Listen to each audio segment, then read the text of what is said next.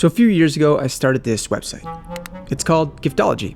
Basically, it's for anyone looking for gift ideas.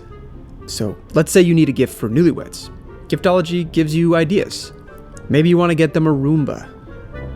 Or how about this towel rack that keeps your towels warm? Or what about a soft serve ice cream maker? This website is nothing special. In fact, it's got bugs. Like you can open 2 drop downs at the same time. That probably shouldn't happen. And if you scroll down, you'll notice inexplicable empty white space. Probably shouldn't happen either. But to be honest, I'm probably not going to fix these bugs. I don't really work on Giftology. I just made it 3 years ago and it's sort of sitting there quietly earning around $649 every month. It makes money from the Amazon affiliate program. Basically, I earn a commission from the gift ideas that link to Amazon. This video is a behind the scenes look at Giftology. I'll cover traffic and revenue, SEO, competitors, how I feel about Amazon as a partner, the technology I use to build Giftology, and I'll discuss hiring writers as well. So let's start with traffic and revenue. This is revenue. In 2020, I earned an average of $649 per month. December was the highest month at $1,585 because of, well, obviously Christmas. This is daily visits. You can see that traffic has been increasing over time. And almost all of this traffic is organic Google traffic. So chances are if you go to Google right now and search gift ideas for women turning 60 years old, you'll probably find Giftology as the #1 result.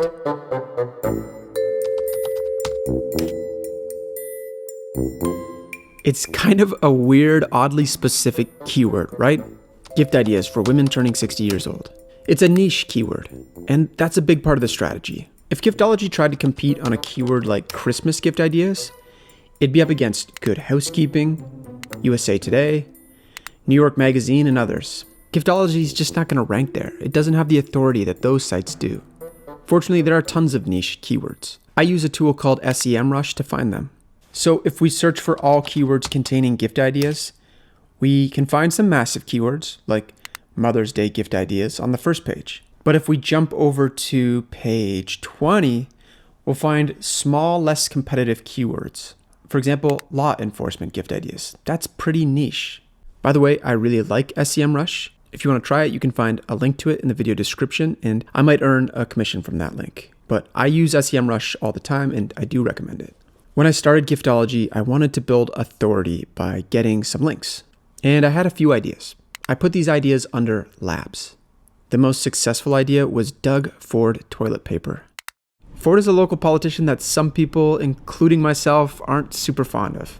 So here's how I did it. So basically, I found a company in Utah called Printed TP that prints custom toilet paper. The point wasn't to turn a profit on toilet paper. I just wanted articles to get written that would link to Giftology, and it worked. We got articles written just like this, and they almost always included a link. My other ideas for link building weren't as successful. For example, I created an office version of the game Guess Who? Basically, I hired someone on Upwork to draw original cartoons of characters from The Office. I then packaged them into a PDF so that you could print and insert these new cards into a game of Guess Who? I thought it was a cute idea, but it actually never really took off. So what about competitors? Well, one of the competitors is dodobird.com. It's similar to Giftology. These are all just articles that list a bunch of gift ideas. If we look at DodoBird and SEMrush, we can see that they are crushing it. They are getting about 58 times more traffic than Giftology.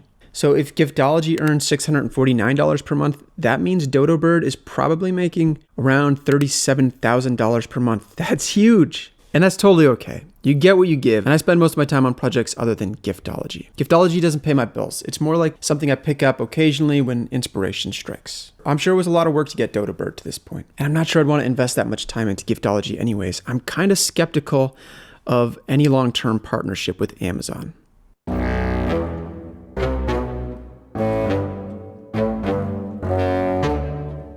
There's a famous Jeff Bezos quote that your margin is my opportunity. And I got a taste for what that meant back in April 2020.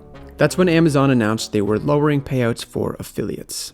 So before April 2020, I was earning $1 for every $19.60 of revenue I generated for Amazon.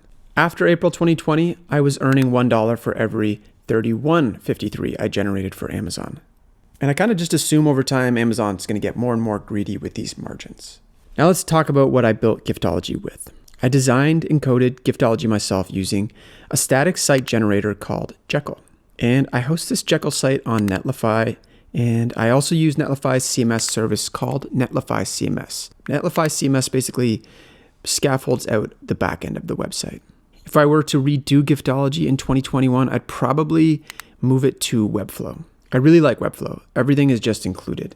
So Webflow gives you hosting, a CMS, CDN, and all of that stuff. It's all included.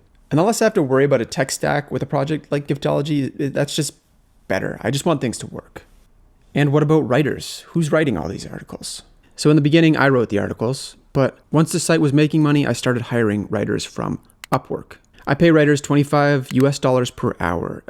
And you can, of course, find writers for way, way cheaper. But like I've said, Giftology is not paying my bills, so I can just do what I think is fair rather than trying to squeeze out every last penny of profit. I do think it would be interesting to hire like a general manager, like someone I could pay a salary to who could take over and expand Giftology.